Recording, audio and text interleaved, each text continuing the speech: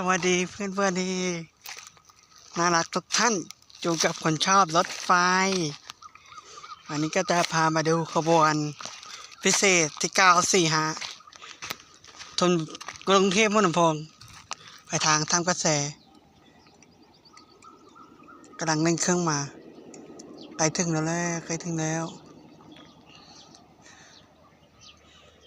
นี่ครับมาด้วยรถจักรน้ำต้มนะ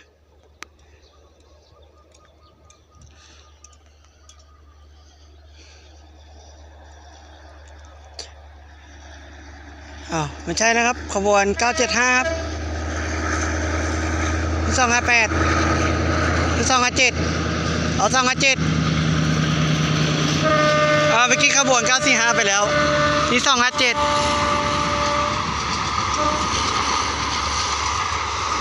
257ตามหลังขบวน945ไป